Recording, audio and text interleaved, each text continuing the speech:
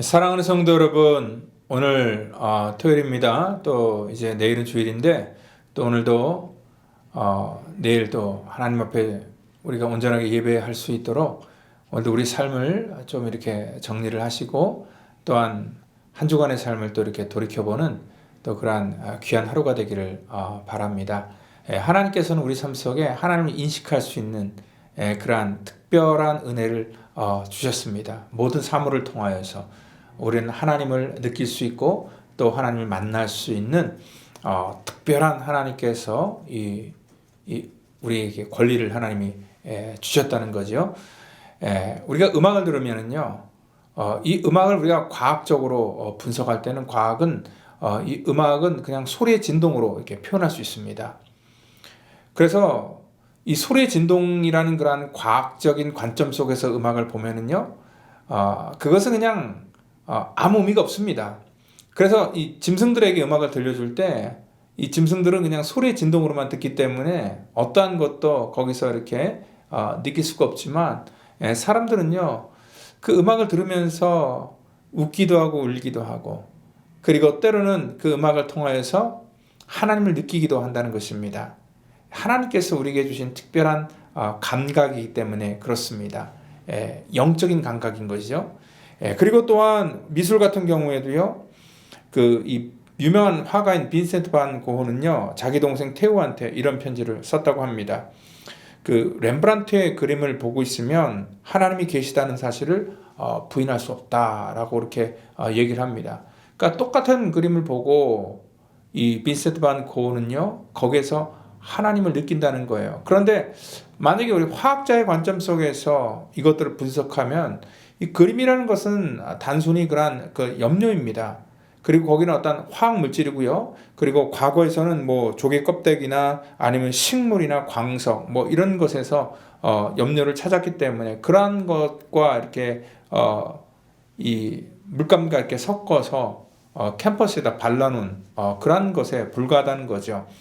그런데 그러한 것 속에서 사람들은 또 하나님을 발견하고 또 하나님에 대한 그러한 인식을 갖게 된다는 것입니다. 그러니까 믿음이라는 것은 사실 다른 것이 아니라 우리 일상 속에서 우리가 하나님을 경험하고 하나님을 깨닫는 그러한 우리의 하나님께서 우리에게 인간에게만 주신 특별한 감각을 통해서 얻을 수 있는 것입니다. 여러분, 그래서 오늘은 우리가 사실 이 소리가 음파의 진동이라는 것을 우리가 알고 있고 또 물감이 어떤 성분인 것을 알고 있어도 그것을 통하여서 또 하나님의 임재를 우리 가운데 보여주듯이 우리의 일상을 통하여서도 하나님께서 우리에게 들려주시는 그러한 하나님을 우리가 이 말씀을 통하여서 좀 깨닫는 그러한 시간을 갖고자 합니다.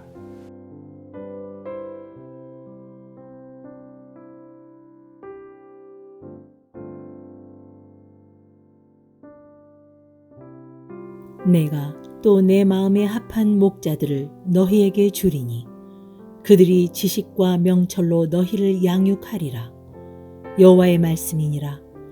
너희가 이 땅에서 번성하여 많아질 때에는 사람들이 여호와의 언약궤를 다시는 말하지 아니할 것이요 생각하지 아니할 것이요 기억하지 아니할 것이요 찾지 아니할 것이요 다시는 만들지 아니할 것이며 그때에 예루살렘이 그들에게 여호와의 보좌라 일컬음이 되며 모든 백성이 그리로 모이리니 곧 여호와의 이름으로 말미암아 예루살렘에 모이고 다시는 그들의 악한 마음의 완악한 대로 그들이 행하지 아니할 것이며 그때에 유다 족속이 이스라엘 족속과 동행하여 북에서부터 나와서 내가 너희 조상들에게 기업으로 준 땅에 그들이 함께 이르리라.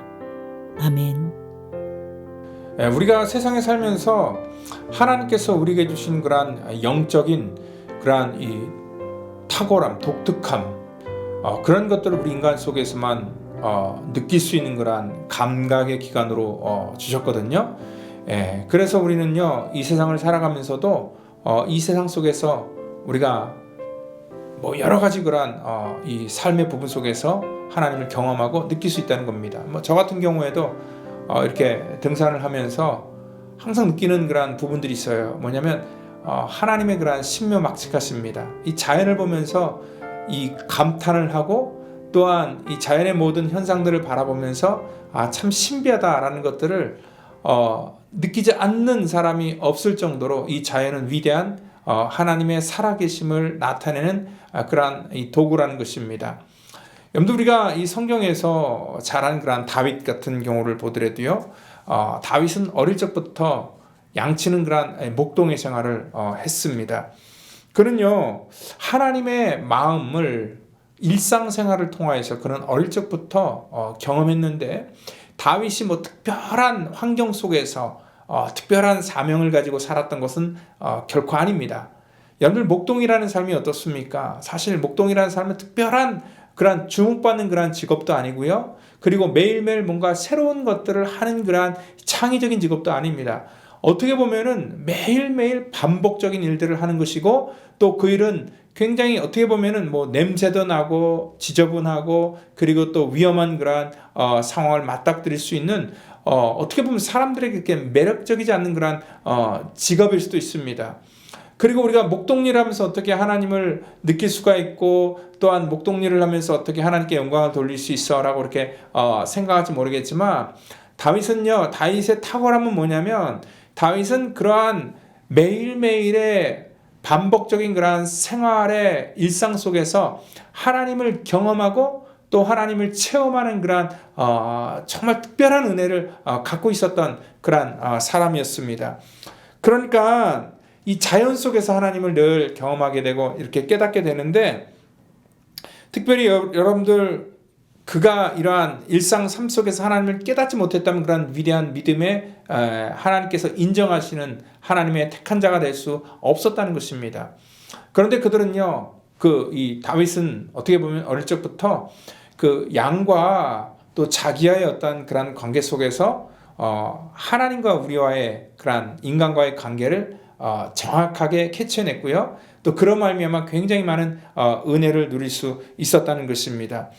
여러분들 사실 이 양이라는 그런 짐승을 바라보면서 양이 얼마나 이렇게 연약하고 또 어떻게 보면 굉장히 미련해 보이기도 하고 또 어떻게 보면 굉장히 답답해 보이기도 하는데, 그러한 것들을 보면서 우리들의 그런 인생이 과연 그렇다라는 것들을 그가 깨닫고요. 양은 목자가 없이는 절대 살 수 없는 그런 존재라는 것을 그가 깨달으면서 하나님과의 우리의 관계가 그렇다라는 것들을 그는 어릴 적부터 자기 삶 속에 늘 이렇게 느끼고 깨닫게 됐죠. 그리고 자기 마음을 통해서 자기 양을 사랑하고, 목자 입장에서 양을 위해서 자기는 희생할 그런 이 준비가 되어 있고, 그리고 또한 양을 위해서 자기 생명도 내줄 수 있다라는 그런 자기 마음을 통하여서 하나님께서 우리 인생을 통하여 얼마나 우리를 사랑하시고 또 우리를 통해서 얼마나 지켜주시길 원하는 그런 하나님의 마음을 어릴 적부터 그는 늘 생활 속에서 깨달을 수 있었다는 거죠. 그러니까 우리가 똑같은 이 시대를 살고 똑같은 환경 속에 살지만 어떠한 사람들은 무덤덤하게 아무것도 깨닫지 못하고 살아가는 사람이 있는 반면에 일상에서 매일 접하는 그러한 일들, 사물들, 그리고 사람들을 통하여서 관계를 통하여서 하나님을 인식하고 깨닫는 사람이 있다라는 거예요. 그게 바로 믿음 있는 사람들의 모습이라는 겁니다. 믿음은 어느 순간에 하늘에서 우리 가운데 뚝 떨어지는 것이 아니라 내가 삶 속에서 새로운 것들을 인식하고 깨닫는 순간부터 우리 속에 믿음이 시작된다는 거예요. 그래서 믿음이 자란다는 건 뭐냐면 하나님을 더 구체적으로 우리 삶 속에서 민감하게 느끼고 깨닫고 그것으로 인하여서 하나님께 온전하게 우리 삶을 맡길 수 있는 그러한 선택을 하는 것, 그것이 바로 정말 믿음의 사람들의 행동이라는 겁니다.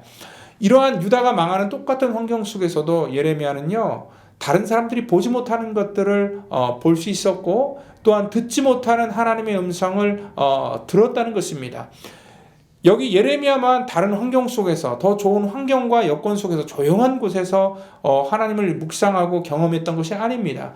그도 역시 세상 속에 뛰어들어가서 매일매일 사람들과 부딪히면서 어떻게 보면 사람들에게 욕을 먹으면서 그리고 또한 그런 거친 환경 속에 살아가면서 그런 환경 속에서 하나님을 경험하는, 그리고 또 하나님의 말씀을 거기서 깨닫는 그런 하나님의 특별한 은혜를 그에게 주셨다는 것입니다.